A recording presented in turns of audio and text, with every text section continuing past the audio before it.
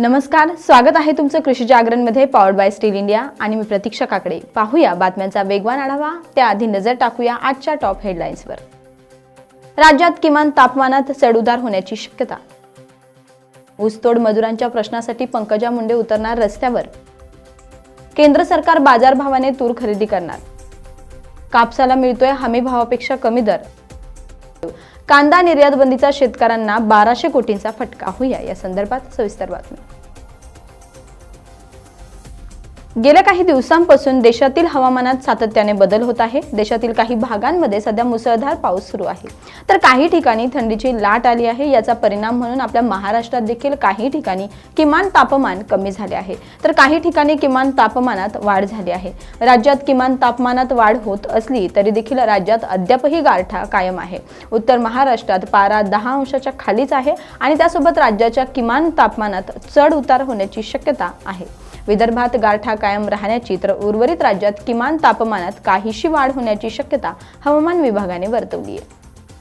मागील अनेक दिवसांपासून प्रलंबित असलेल्या ऊसतोड मजूर संघटनांच्या मागण्यांसाठी माजी मंत्री पंकजा मुंडे यांच्या नेतृत्वाखालील ऊसतोड मजूर संघटना 6 जानेवारीला आंदोलन करणार आहेत।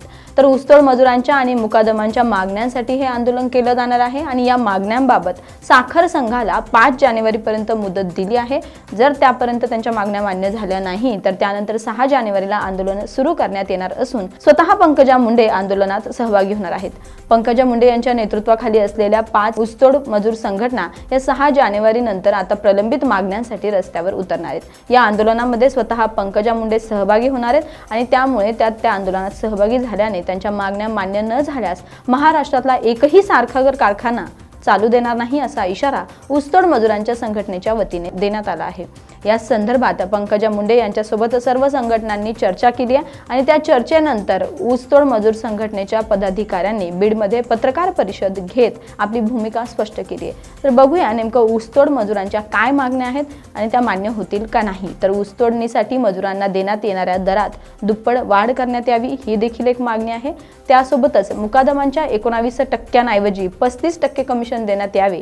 त्याचबरोबर ट्रॅक्टर आणि ट्रकमधून होणाऱ्या वाहतुकीचा दरामध्ये देखील वाढ करण्यात यावी। ऊसतोड मजुरांच्या मुलांसाठी प्रत्येक तालुक्यात शाळा आणि वसतिगृह उभारण्यात यावे। या सर्व त्यांच्या मागण्या आहेत। तुरीचे भाव कमी करण्यासाठी स्टॉक लिमिट आयातीसाठी मुक्त धोरण राबवणाऱ्या केंद्र सरकारने यंदा शेतकऱ्यांकडून हमी भावाने नाही तर बाजार भावाने तूर खरेदी करण्याचा निर्णय घेतलाय। सरकारसाठी नाफेड आणि NCCF कडून बाजार भावाने तूर खरेदी करण्यात येणार आहे आणि त्यासोबतच यंदा हमी भाव हा 7,000 रुपये आहे। पण यंदा नाफेड कडून तूर विकणाऱ्या शेतकऱ्यांना हमी भाव नाही तर बाजार भाव मिळणार आहे आणि त्यामुळे बाजार भावानुसार तूर विकल्या जाणार आहे।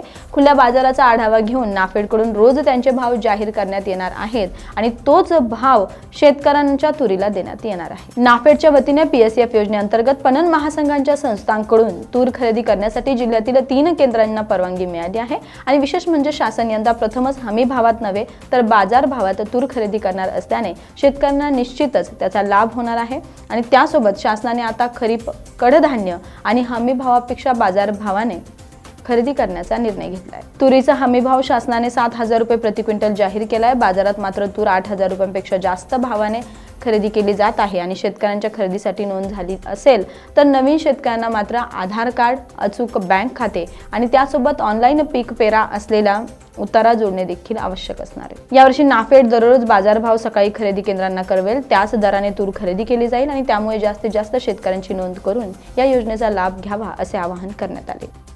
कांदा, सोयाबीन नंतर कापूस या राज्यातील सर्वात मोठ्या पिकाचेही दर कमी असल्याने शेतकऱ्यांमध्ये नाराजी आहे।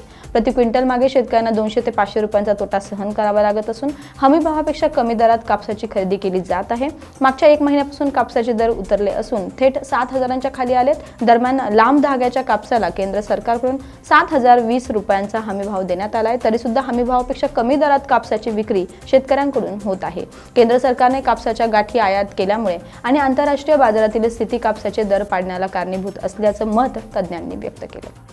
केंद्र सरकारने कांदा निर्यात बंदी केल्यानंतर भाव क्विंटल मागे 2,000 रुपयांनी कमी झाले। याच निर्यात बंदीनंतर बाजार समितीमध्ये आणि थेट व्यापाऱ्यांना कांदा विकलेल्या राज्यातील शेतकऱ्यांना जवळपास 1200 कोटींचा फटका बसलाय आणि यामुळे सरकारला कांदा बंदी तात्काळ मागे घेऊन शेतकऱ्यांना नुकसान भरपाई द्यावी अशी मागणी होत आहे।